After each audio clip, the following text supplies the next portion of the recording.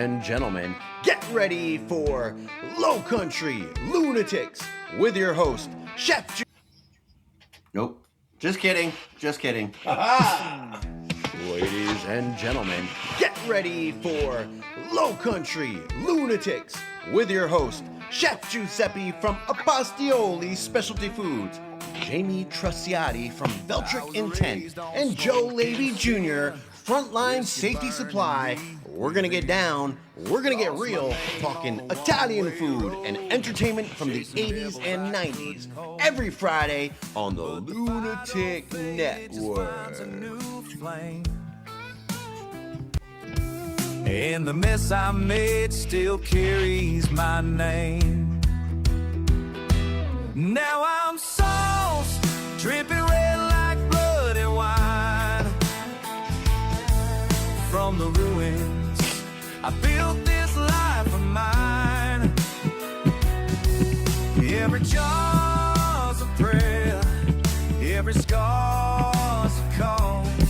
You can't break a man who's already been lost. I'm sorry. Hey, so we are back. This is the Lowcountry Lunatics podcast. It is season 2, episode 3, and we are on a roll, guys. Today is a very special day.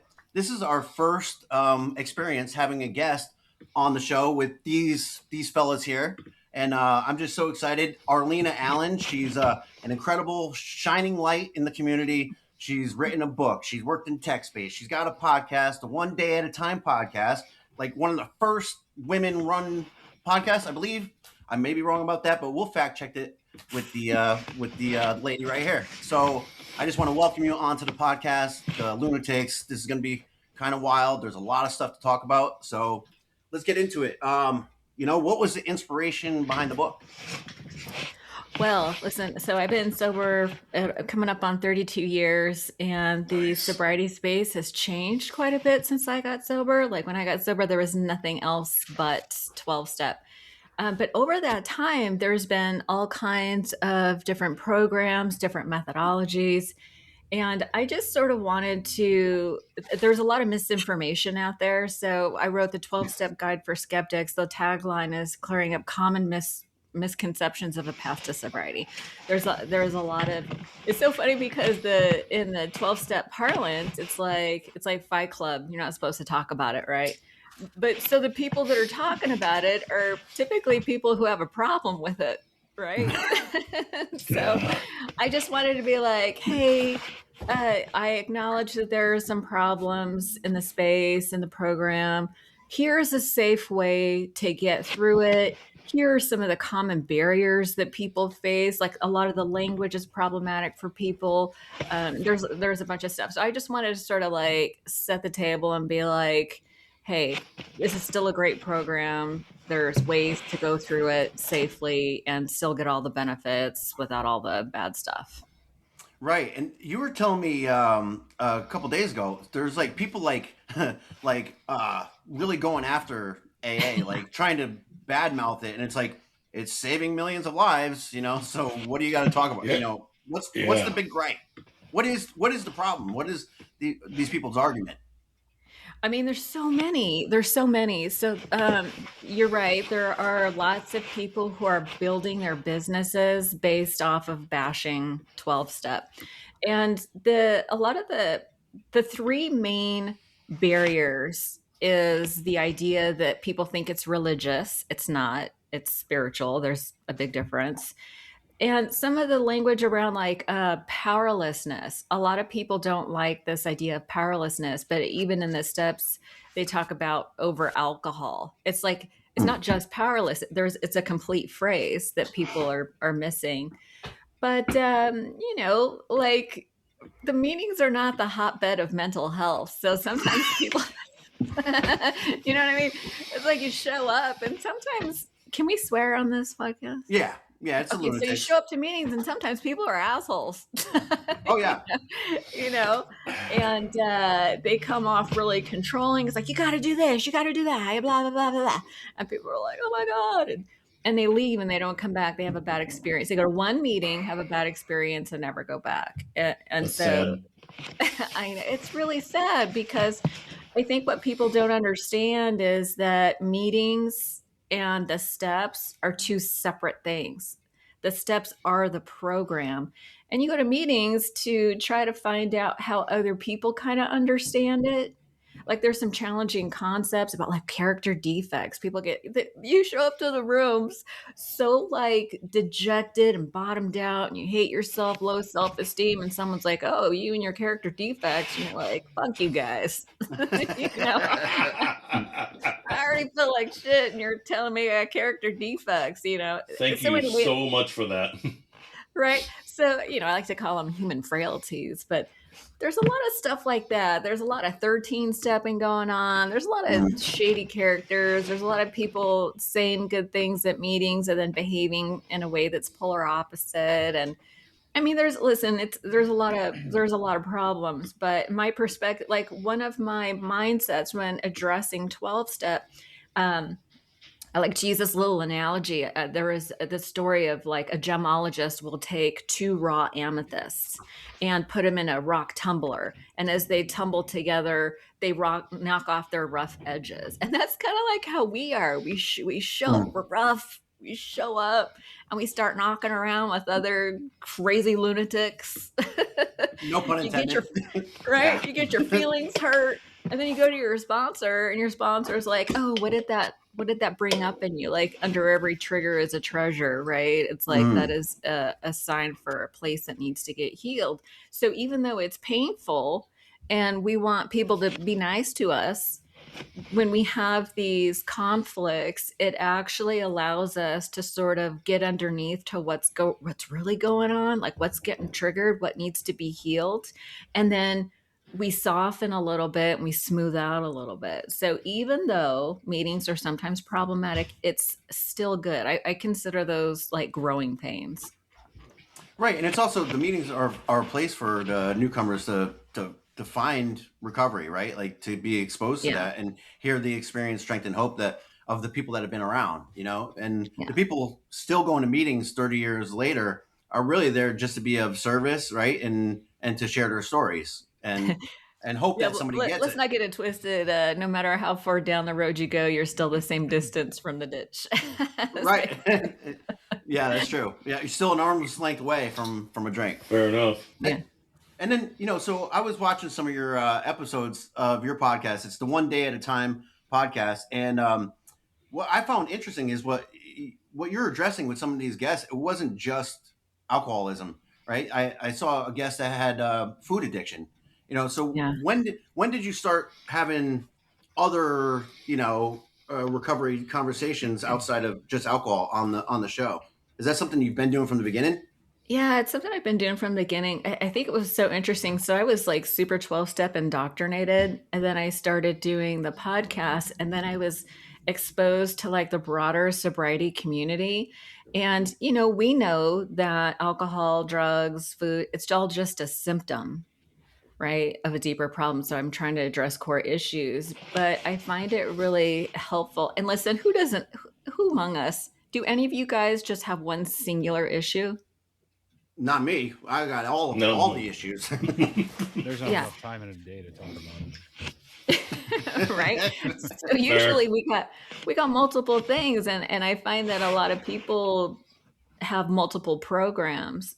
But the reason we have multiple programs, it's helpful to hear about the problems that we're having in that kind of terminology. So like to me, it doesn't matter what the issue is. The purpose of addiction is distraction from pain, but we need to kind of meet people where they're at. So a lot of people like quit drinking and doing drugs and switch to food or gambling or porn addiction or shopping or love addiction. It's like, so I just feel like it's good to address all the things.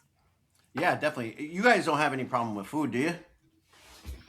Not in the current moment where I'm sitting here. Like right now, I was gonna say like right. Well, like I'm an ex-smoker. I quit smoking on my son's first birthday back in 2010, and definitely shifted more towards food. I mean, I've always been big. I mean, from the time I was born, if I show you a baby picture, you guys would be like, "Wow." You know how they say there's never an ugly baby? I'll show you. Oh, come on. I don't believe I'll prove you otherwise. I've always been big. Like I have broad shoulders, big chest, all that kind of stuff. But when I quit smoking, I packed on quite a bit of weight and still That's struggle pretty to this common. day to try to get it off. And I worked in EMS for 16 years, so Ooh. working on ambulances, being in the management field, terrible eating habits. I rope addiction also in with depression, the stuff that people go through and whatnot. And again, depression leads to addiction, or vice versa. So, yeah, I think we've all experienced that. I wonder if I'm so curious is do you think that the food is a coping mechanism for the I don't know, it's like the trauma that you experience, like just witnessing trauma creates trauma. So is it a coping mechanism for all the trauma that you're incurring? I think for me personally, I think it's just started with bad habits, and they just gave me more of a reason to rely more on that type of, just dealing with food. So I know a lot of first responders who drink quite a bit. I know a lot of first responders who have turned to, drugs for coping. And you said it before, and sometimes people laugh when you hear, sex. I mean, if you truly dive into first responders, there's a lot of infidelities and promiscuity. Like I would, to the point where like I would even joke with my wife sometimes. She's like, what is it with you first responders and hearing about police and fire and EMS having affairs and stuff. And I said it jokingly, but it's also kind of true, is you're with your partners for hours on ends, 12-hour shifts, 24-hour shifts. You go through the same traumas together and you end up getting that bond, and not that it justifies anything, but I tell my wife, I said, nobody can understand what first responders go through unless you experience it. And I would turn it into a joke saying, oh, it's like a coping mechanism, and I'd come home from work. She'd be like, hey, you cope with anybody today? I was working with Sean today. So no, but and again, personally, I've never gone through that, but I've seen people go through that, Can I tell you a funny story? Sure. Well, I don't know if it's super funny or not, but the only I got when I was drinking, I got pulled over 4 times, like hammered, and the only reason why I didn't get a DUI is because I was dating a married policeman. That is kind of funny, actually. Yeah. But that's not uncommon, though. I mean, they were all cheating. Him and all his friends that he was working, they were all cheating. And not everybody I know has gone through that. It's certain cases that I know of people going through that. But again, they could be having a rough marriage or bad communication at home, or whatever reason that they do it for. I know a lot of times they don't do it just to do it. They're not doing it to be sneaky. They're trying to get that release and trying to get away from whatever trauma that they have inside of them. So. Yeah, that's where I was going to go with that, is that it's a trauma response. Like, because we can have compassion for this, just like we have compassion for the alcoholic, the drug addict. It's like people behave badly because they're trying to avoid something. And typically the bad thing has to have a stronger pull than the discomfort of the feeling. And so it's almost like the worse the trauma, the worse the coping mechanism. So we do have to have a lot of compassion combined with like responsibility. Do you know what I mean? For me, it's always been food, or locking it down inside. I'm not someone, I've never been to a therapist. I've never talked about anything. People ask how you handle it. For the most part, I'm pretty good at burying it. There's certain calls in my career that pop up every now and then, but I have my faith that I believe in, but I also think myself too, that even on the bad calls, it's like we did what we could. Oh my gosh. We were that last opportunity for that person. You also look at the bad of like, how could somebody do something to somebody else? You walk in on those calls where, somebody is, killed their family and then ended up killing themselves. And you kind of think what went through their head. But, I always think of the movie Rudy, and the one line in the movie Rudy is, there's 2 things in life I know. There is a God and I'm not him. So I'm not here to judge people, but it's just some people can't bury it, and some people have a really hard time dealing with it. And as everybody knows, first responder suicides and military suicides are up. I don't even know what the numbers are, but it's very They're sad. so bad. Hey, Arlina. Yeah. I had a question. I'm sorry. I had a question. Like, so, the 12 steps, like, I know how to apply them as far as alcohol is concerned, right? But, like, how would somebody apply a fourth step on food? I don't understand how, like, what's the resentment? You know how you got to do the columns, like the resentment column? Does that still apply for food addiction? Do you know it? So I don't actually know. Oh. Food addiction is not my thing. Right. I had a Fair guest enough. on, but I think in theory, it really does apply to everything. And it would just be the same, right? Because food is just the symptom, we have to find out where the resentments are. Like, what is triggering the need to eat, the need to act out, all that other stuff. And so it actually just works the same.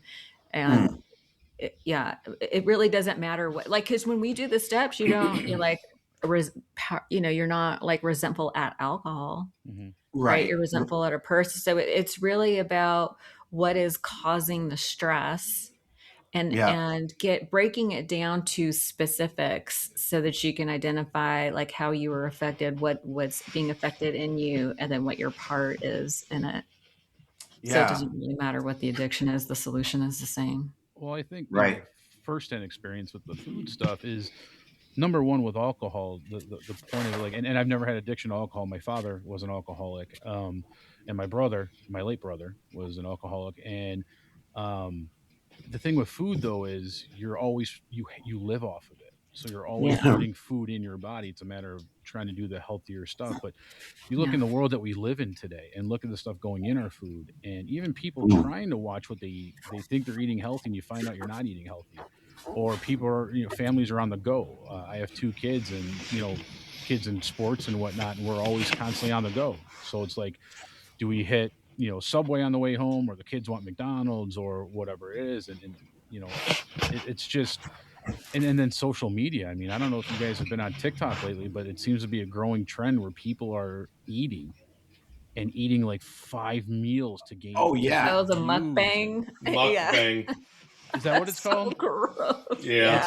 This A guy couple of years ago, I saw this chick. She was like a little person. Yeah. Like, I'm 5'3". I'm a little person, and she was like me, and she just ate a huge amounts of food. And I was like, why are we watching this? Like, and she had a huge channel. And that's Crazy. it, so now people are getting addicted to social media, causing them to harm their bodies and do these ridiculous things. So I think it's worse now than it's ever been in every category. Yeah, it's not great. I have a question for you though, Joe. You said you? So do you consider yourself in recovery? I mean, I don't stress eat anymore. Yeah. I have a tendency. I think my bad habits is I'm somebody who doesn't really eat mostly during the day because I'm so busy with stuff. But like when I relax at night, it's like once I taste something, it's kind of hard to stop. So I'm not as big as my largest that I was. I'm down probably 40 pounds from my heaviest. Yeah. But I just seem to have like plateaued. So I do my best to try to, not focus on when it's stressful, maybe go for a walk or just walk away from the food altogether. Yeah. The reason I ask, I just found it so interesting that you said you've never been to therapy. Like like, I'm sure on one hand, you're aware that you are experiencing a lot of trauma and your solution is to bury it, but that's actually a temporary solution. Like, it always comes out.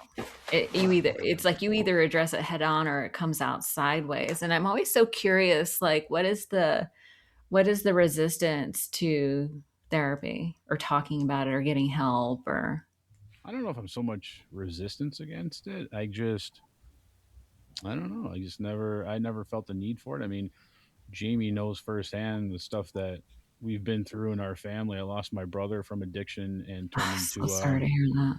Turned to suicide. So we lost a lot of family members in a short amount of time. But I don't know. I've never felt like locking myself in a room. I never felt crazy depressed. Like I would have bad experiences in certain jobs and stuff like that, but nothing that really just weighed on me. I don't. It's hard to describe how it makes up. Like I don't wake up in night terrors. I don't have flashbacks very often. You have flashbacks? Every once in a while. So for a long time, I couldn't get on an airplane. I responded to a plane crash back in 2009, flight 3407 that crashed in Buffalo. Had first row seating, if you will, of what we saw on the ground that day. So for a while, I wasn't having like nightmares of the call, but like the first time going on a plane, taking my kids to Florida. It was a 2-hour flight, and that was probably the closest to a panic attack I ever had. If I didn't have my daughter sitting on my lap and I was able to occupy myself with her, but I got myself so worked up that when we landed, I ended up missing the rest of the day of the family because I went to the hotel because I was so worked up. I was so nauseous. I literally just laid in bed for that rest of the day, but then the next day was fine. So. Yeah. So is the thinking like, I'm not bad enough to need therapy? No, I honestly, there's no need. Like I've seen. I'm just so curious. I'm like, oh no, why don't people go to therapy? It's amazing. Yeah. You feel so much better. I just, like I said, I don't have the reoccurring things that trigger it for like most people do. I really don't know how to say it. Joe, I'm gonna say this with love. You need to go to therapy. Nice one, wife. You've heard it before that. You need to go to therapy. Yeah. Somebody who's dealing with that kind of trauma. It's like you have trauma. You have family suicide. You're a first responder. The idea of burying it is a really bad idea. It'll come back to bite you in the ass. It could be at the root of like eating. I'm not saying you have an eating disorder, but anyway. I'll get off your case, but no.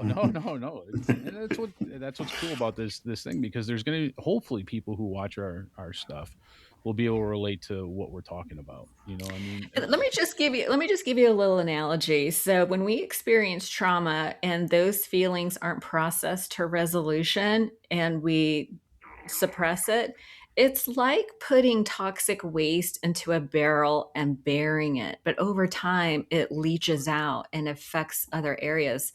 So there's this saying in recovery that you polish over here and shine over there. It seems unrelated, but when you sort of deconstruct sort of like the defense mechanisms, you find out it's all connected. It's like you can, I remember they call it dissociation. Like I had childhood trauma. I dissociated from those feelings in order to survive. It's a survival skill. But we actually need to be able to feel all our feelings. There's this saying that joy is the matriarch of all emotions, and she won't enter a house where her children are not welcome. Right. So if we suppress the pain, we don't get to pick and choose which feelings we get to feel. So if we decide to shut off, we shut off everything. And so that's dissociation. So you actually don't feel it. You're not feeling like we need our feelings. You're not feeling the reason that's like compelling us to have like bad habits. So that's just kind of my pitch for, there's stuff in there that we suppress and silo and all that stuff, but it affects all areas of our lives. Like we need to have connection to our feelings. That's what helps us to have healthy relationships. We need to be able to, So I think I became so desensitized over the years. So when we survival. When we do lose people, my kids are like, how come I never see it? And my answer always is, we're going to live, we're going to die. And, one day it's going to be our turn. So, well, the reason you don't cry is because you can't feel your feelings. That's right. So, and it's like, and that's what the fourth step is, right? It's like, getting down to the causes and conditions, identifying all these, things that are cropping up that are, liabilities, but then also assets. And I think it's really interesting what you said, Arlina, about, it affects our relationships when we're stifling emotions and stuff like that. Like I'm getting on my wife all the time. Like she doesn't want to talk about anything. When she's feeling something, she'll bottle it and she'll get the ice cream out, and it's like, it's harder to have, I think, empathy and compassion for others if we're not really identifying what's going on inside of us, right? Does that make sense? Yeah, we treat other people the way we treat ourselves most of the time. So it's like it's hard to be empathetic to others if you can't be empathetic to yourself to some degree. Right. But right. I feel like we should get off Joe's case. Jamie, what's your problem? Well,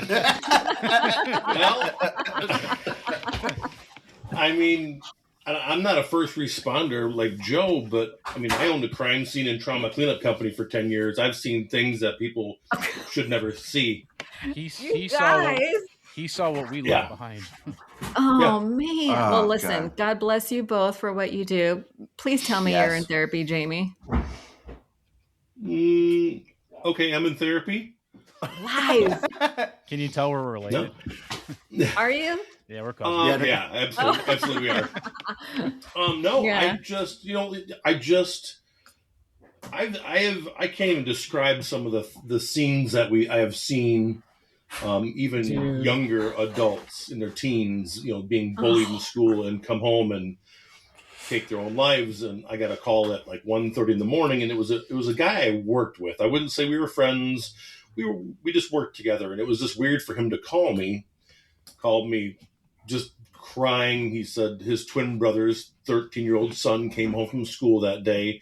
The school did nothing about the bullying, and he came home and he took his own life. So, Oh, my God. I mean, the things that I've seen, I've always done the same thing. I just push it down and go on with life. I'm doing a service. I'm helping people get past the darkest times of their life, and it's just what I did. I tried to show no emotion. They're already going through enough on their own.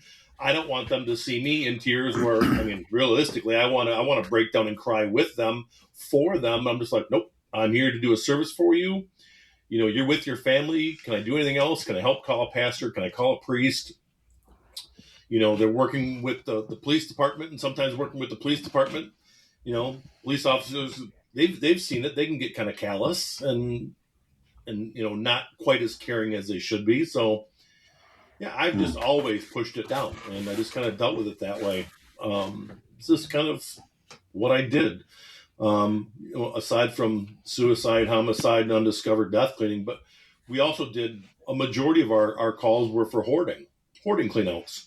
Oh, yeah. And that actually brought me a lot of joy, helping somebody that has a 3-foot path from their front door to their bathroom and living room, and that's about it. And then trash is stacked almost to the ceiling.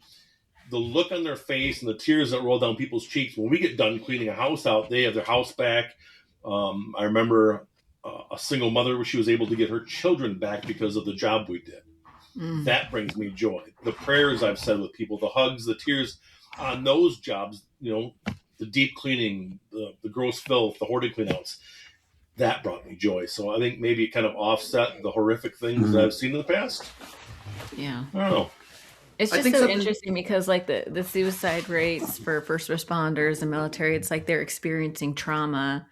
And I feel like, I don't know what it is about y'all, but like men don't want to do the therapy or whatever. If there's this, our society is like the patriarch is like, guys aren't allowed to have feelings, and then they end up dying. It's like there is a direct correlation between stuffing your feelings and then imploding, right? And so I'm always like beating the drum of like, just talk about your feelings, just share what's going on and start melting that wall, so that you can feel your feelings, you can have better relationships, you don't feel the need to act out. It's really important.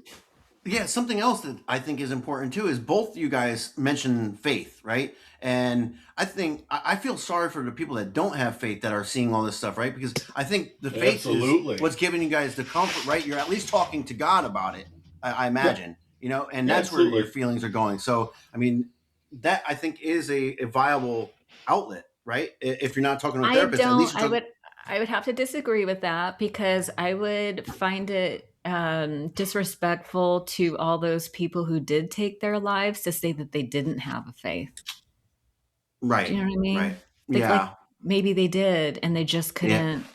And for whatever, like I don't know why the therapy isn't an obvious a solution. Like, I don't know why it's not obvious. I don't know why it's not like, my God, you have trauma. You gotta deal with it. You can't pretend like it doesn't exist. I mean, that's like little, you know what I mean? That's like pretending. Yeah. Yeah. I mean, I honestly, it's like, I feel like, the Italian family that I grew up in and the strong male and, you said the patriarch position, it's just like, I just move on and deal with it. And realistically, you move on, but you don't deal with it. That is not dealing with it. It's denying it. Well, it may be, but it's, I don't find, the things that Joe has seen too. It's like, you talked about that, but I don't have flashbacks. Thank goodness. I don't have nightmares. Thank goodness. So I don't know. Did I deal in some odd form? I mean, I've never, we're going all the way back. We're talking about food addiction, things like that. I was a truck driver for a lot of years and eating poorly was my daily ritual, I guess. But I don't think I've ever actually turned to food. Do I love food? Absolutely. It was kind of ingrained into me growing up. We spoke on our last episode or 2 episodes ago about Sunday supper at Grandma's house, and anytime you visit Grandma's house, it's like, oh, you must be hungry. You're like, well, I just ate a half an hour ago, but you've got to be hungry. Let me fix you whatever. Exactly. Yeah. Yep. Yeah, we show kind of ingrained.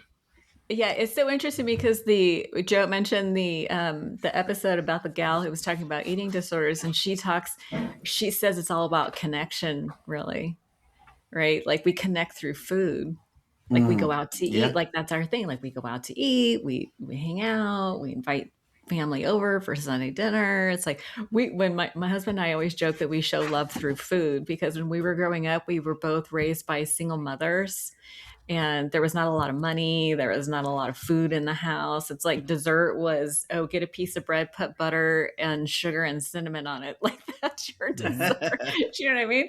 So now people come to our house and we're just like nobody leaves my house feeling comfortable. Like we do tons of food, but it's, it's so interesting. It's what we're really craving is connection.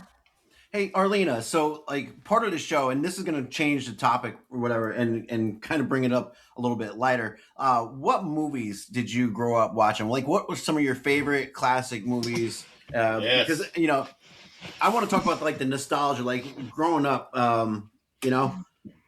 what did you watch? Movies. Well, so I'm 57, so I don't even remember what I was watching back in the day. Oh my God, my poor brain. What was a blockbuster movie you rented more than once? A blockbuster? Oh my God, that is hilarious. I mean, I remember like the first round of Top Gun was really, I like all the Tom Cruise movies.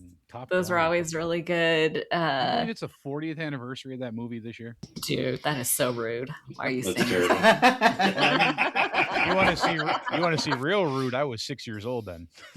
No, Star Wars to this day, I will put on like if I like to. Well, I have a little hobby of soap making, and so when I'm making soap, I like to put on Star Wars. So that's still my go-to movie. My wife owns a retail store. She has a lady who makes soap and sells it in a retail store. My wife basically rents bookcases to hand makers, and there's all different kinds of stuff. But she's got a soap maker, and some of them are just incredible. Yeah, I'm super addicted. I think that's part of my personality is when I get it, my brain latches on to something, I go deep. So I have a Shopify account and all like 15,000 people on TikTok teaching people how to make soap. It's just nutty. Talk about a lunatic. You ever put your hair up like Princess Leia? I guess I could.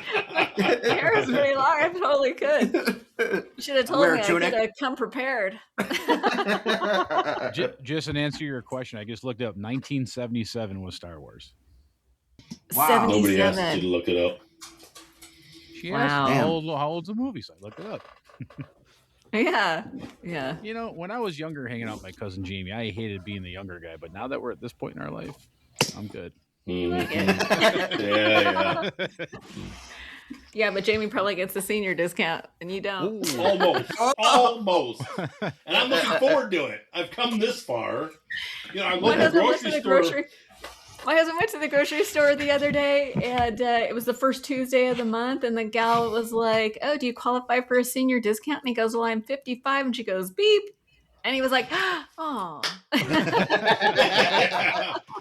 That's like our grocery store. Every Wednesday is senior day, and I went in there. I'm 53, and the lady goes, so close. do you qualify?" I'm like, my mind wanted to say, yeah, why not? But I'm like, no, not yet. No, not yet. Soon. I still remember when I stopped getting carded for, sorry guys, picking up beer. Like it was, oh God. So I look like I'm over 30 and I'm not even there yet. Oh, yeah. That's offensive. Now they ID everybody anyway, so you could be 80 and they're still taking your card. But Yeah. That's true. Yep. I had to buy a bottle of wine for somebody, which was a very uncomfortable experience for me, but they carded me. I was like, "Oh, bless your heart." She's like, "Oh, It's we have weird. to do it for everybody." And I was like, "You didn't have to say that." yeah, right. You just had to go and You ruin could it. left that out. Give me Hey, my so moment. when were you out in California? Because you worked in Silicon Valley, right? Like, what were you doing out there, and when was that? When was I that? was born and raised in Sunnyvale, where like my mom's house was down the street from. Have you guys ever seen the new Apple building? They call it like the spaceship. Dude, No. go on No. YouTube and look for the new Apple building. It's crazy. My mom was like 2 miles from that, so I grew up Wow. in Silicon Valley. Yeah, and I was so lucky because I went to school in Cupertino, where Apple is. The first buildings, and so I was going to school with all these kids whose dads were in tech. My mom was too. My mom did tech for a long time, but yeah, then I ended up doing tech sales after my kids were old enough to go to school, and I went back to corporate. I started doing tech sales, so I was working for companies like HP and Adobe, and I did a bunch of startups and stuff. So I learned all that. Wow. Yeah, that's cool. Did you play video games? Not really. A little No? bit. No, like my boys had Little Big Planet. Did you guys ever see that? No. No. No. Little Big And Planet? the dudes that created that game were on mushrooms for sure. Like that was the trippiest, funnest game ever. But it was like world building. It was like a world building game. And so when my boys were little, that was the only game I could play. I love those kind of games, actually. There's like I don't know if you guys heard of Civilization, right? You got to build like an empire. Yeah. And I like strategy games, that kind of stuff. I think that's But- like why Minecraft did so well. My boys were super into Minecraft because it's like world building. Yeah, my kids are all into that too. That and what's the other one? Fortnite. Oh yeah. Oh, yeah. Joe, is that what your kids play? He did for a while. He's 17 now, so he's graduated to Call of Duty. Yeah. My husband's a big gamer. He's doing Resident Evil. Oh yeah. Yeah. I remember that when that Yeah. came out. That scared the shit out of me. That game. I couldn't play it. I'd hand the controller to my brother. Like, Mike, you got to play it, and I'm like this.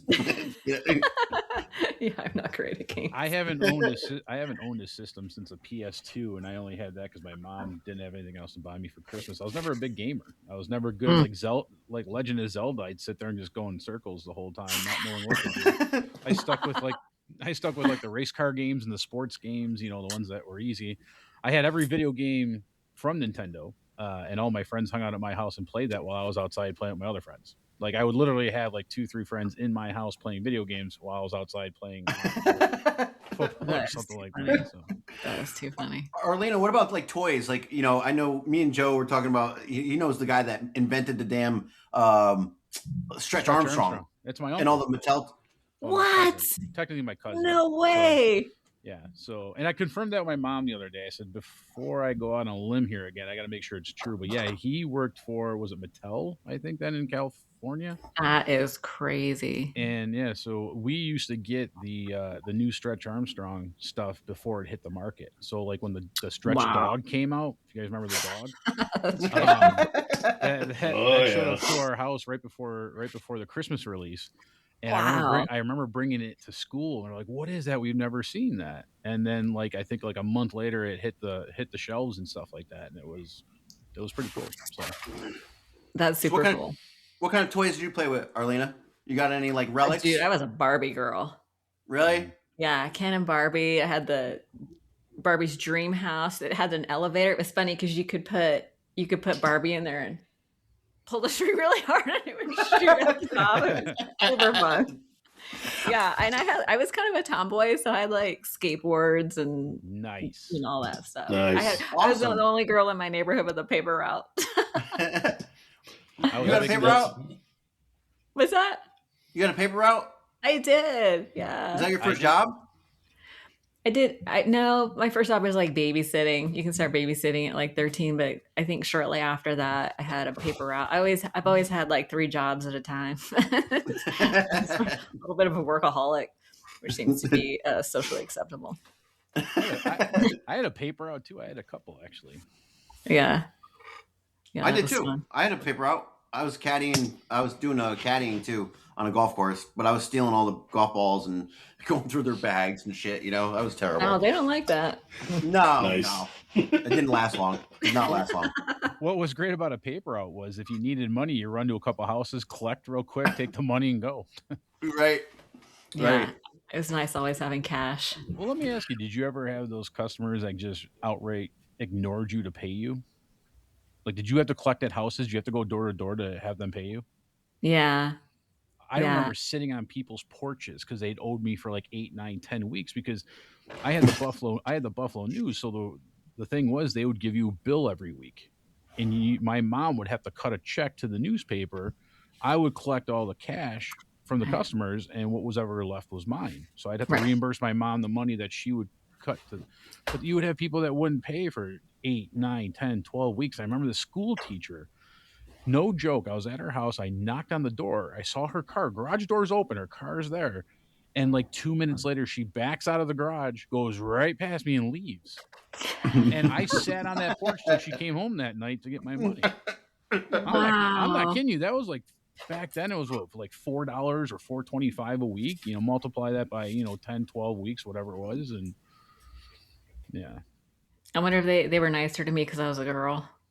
That could be. And I'm also in the Buffalo area, and people out here are just, cheap. People are mean. Like you should have called Jamie. You should have called Jamie. Had him collect. He's the Italian, you know. Yeah. Only you show up at like 14 times. He shows up in a baseball bat. 15 years old, wearing a black suit, a fedora, a pinky ring. Slugger. Well, let me tell you, having cousins like Jamie, our cousin Gino.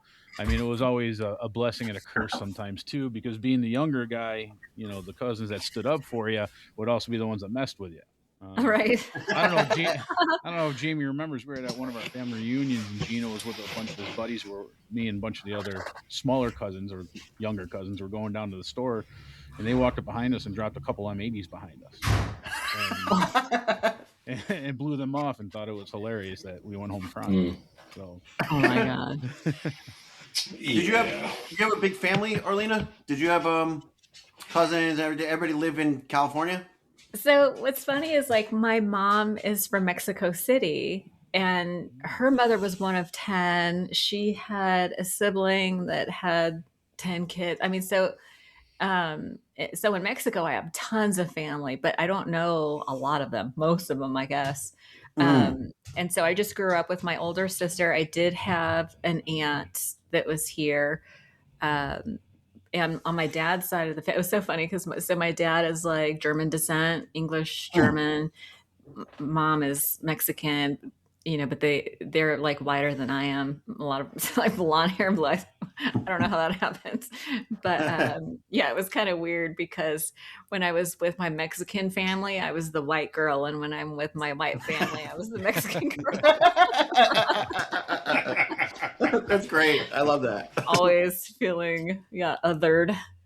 You speak Spanish? A little bit. It's embarrassing. It was so funny. We went to Mexico last summer for my cousin's wedding, and they must have spent $200,000 on this wedding. Like my mom's side of they're all ballers. They're all like entrepreneurs and business owners. And we went to introduce us. The huge, and it was so funny because my tío Bartolo, he was talking to me like I understood him. Like his faith in my Spanish was totally unwarranted. It was funny, but my white husband was just listening most of the time, and I'd be able to, you know what I did? So when my boys were little, they would be talking to me about video games, and I wanted them to feel like I was listening. So I would just sort of, when they would pause, I would just sort of repeat back to them the last few words that they said to me, so that they would feel like I was, and they would keep talking. So that's what I did with Tio Bartolo. He would blah, blah, blah, blah, and he speaks so fast. He's saying all this stuff to me, and then I would just kind of repeat back to him some of the words he said. That's awesome. Like I do that to my wife to this day. Listen to me. Yes, it is. Yes, I am. Say like the last few words, and she'll just give me that side eye and be like, "Was he? Did he really listen?" The truth comes out. That reminds us of our Italian aunts that we'd have in Pennsylvania for our family reunion. We'd go up to the house where they were cooking and stuff, and they would be speaking in English. And as soon as you walked in, they turned to Italian. And it's like, like that fast. Just it's like they don't want you I know to know you're talking about bad stuff, but we're talking trash. Oh, absolutely. That's hilarious.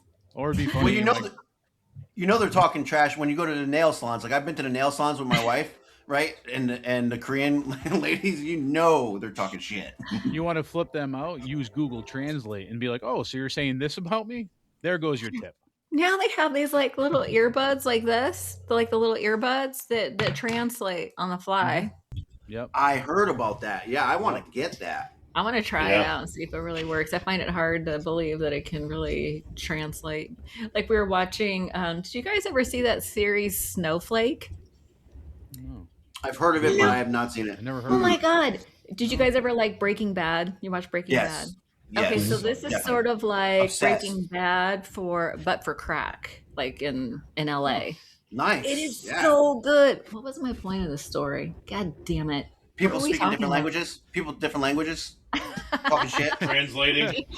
Speaking different languages. Translating the earpieces. Yeah. So on Snowfall, they're dealing with the Mexican cartel. And so, I can understand Spanish. So they're speaking Spanish, but the subtitles are basically like the intent of what they're trying to say. It's not a literal translation.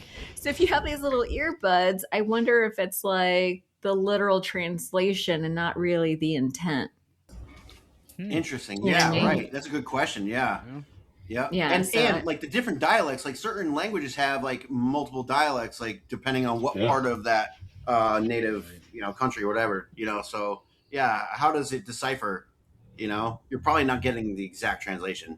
Yeah, like some of my Mexican family can't understand people from the South because of the drawl, the Southern drawl. Wow. They're like, what? What are they saying? It's kind of funny. That's funny. Yeah. We were talking the last episode. We were talking about this thing that they're coming out with, right?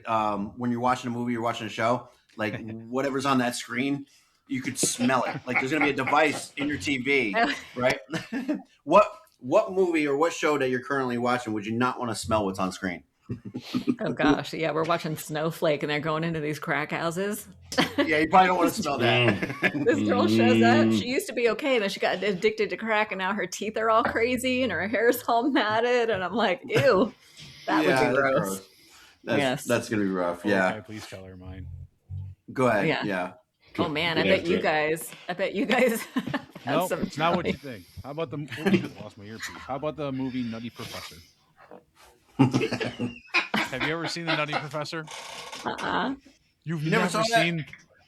Okay, so you're gonna watch that. I mean, this I'm weekend. familiar with it just because I've seen the commercials or whatever, but I never saw the movie. Oh my gosh. You have to watch the movie. It'll totally make sense. There's literally a full scene at the dinner table where they're all farting.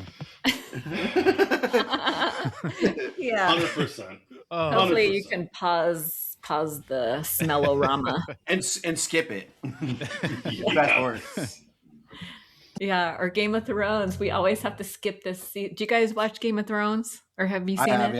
yeah. No. Yeah. I've never No. seen it. No. Joe, oh my Like god. you, I work 3-4 jobs, so Oh, do you? Oh my goodness.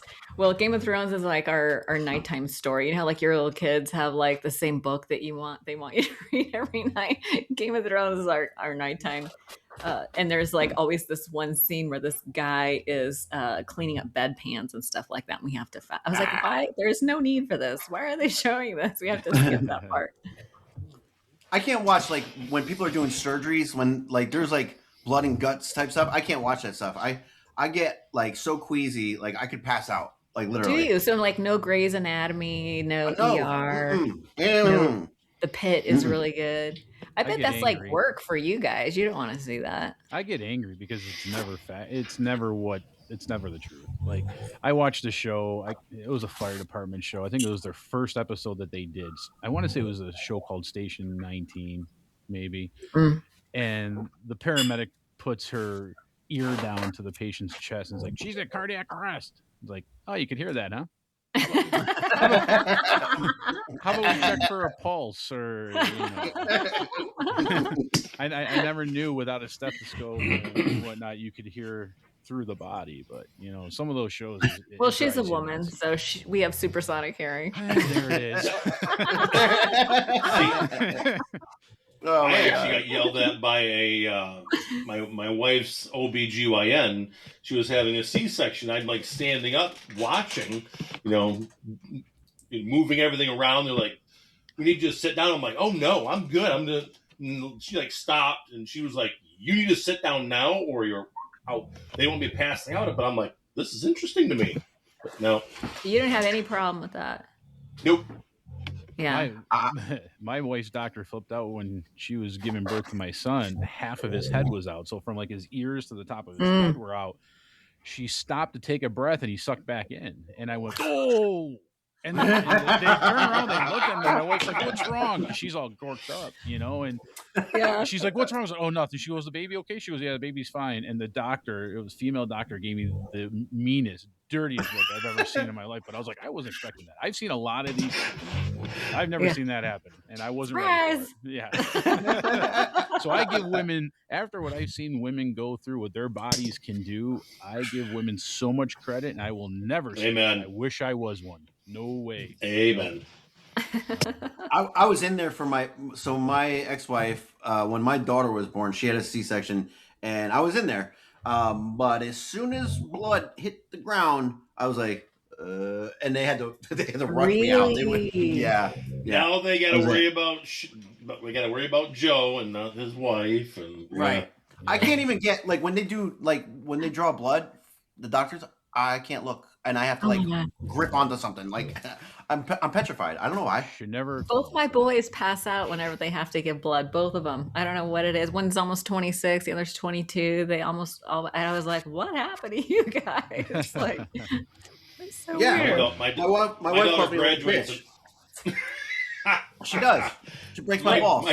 My wife calls me a bitch. Yeah. Like you pussy. My daughter graduates in like a month and a half, and she actually is getting a blood cord for her gown because she's given so much blood at school. I give her credit because I don't let. It's like they have the cords that go around your gown, like for yeah. She'll have a red one for donating blood so many times while in high school. That's awesome. Wow. You said blood cord, like and I don't know why I thought umbilical. I was like, what are they putting on her? That's amazing. Congratulations to your daughter. Thank you. Hey, Arlina, so we're about to wrap this up. We're coming up on the hour, but if there's anything that you want to shout out, promote, or something like that, any charities that you support, anything you want the audience to know, Yeah. I actually Let our viewers know. I do support a charity. So I'm in Boise, Idaho now, and there is a local charity called GEM Friends. It's GEM Friends. And what they do is they support kids who have aged out of the foster care system. Wow. Like, in the rooms, we yes. always talk about, we pray for those who are still suffering and the kids caught in the crossfire. Well, these kids are the victims of usually parents that are messed up and they get into the foster care system. Dude, the day they turn 18, they get cut. And a lot of these kids Yep. are homeless, they're uneducated, they have no support. And so there is a gal here who has built Gem Friends. And so I think they have 2 or 3 houses now, and they can house like a bunch of young adults, and they help them to get jobs and cars and education, but they keep them safe. And then people in the community can go to their they'll do like little workshops and teach them how to do stuff like balance your checkbook and how to take care like this. I learned about it through my esthetician. I was getting a facial and she was talking about how she was teaching these girls how to take care of their skin. And so it's nice that the community kind of rallies around these kids. And you don't think about they don't get much airtime on like, how do we support these kids who age out of foster care? So Yeah. yeah. Wow, So that's incredible. So Gem Friends, how do you? It's Gem and then Friends like amigos. GEM, yeah, gemfriends.org. And so I usually take profits from my soap making business to contribute to Gem Friends because really it's just a hobby. I don't make any money. I don't make any money off of it, but when I do make a little money, I'll send it to Gem Friends. That's so cool. And then your book is the 12-step guide for skeptics, clearing up common misconceptions to a path of sobriety. And where can people find that? They can get it on Amazon. Amazon's probably the easiest. Or if they go to my website, soberlifeschool.com, that's kind of like my hub. So you can get to the podcast, you can get to the book. I do coaching. There's a lot of people who need help. There's a lot of people who want to get sober or, manage work life. It's just like stress from their lives and stuff. They need support, but they don't want to do like traditional programs or go to therapy. So that's like an alternative. So Sober Life School is kind of the hub for all my things. And we'll have all this stuff in the show notes. And this is live, so people go check out Arlina Allen, get her book, watch the podcast, and go to soberlifeschool.com and go to therapy. Go to therapy.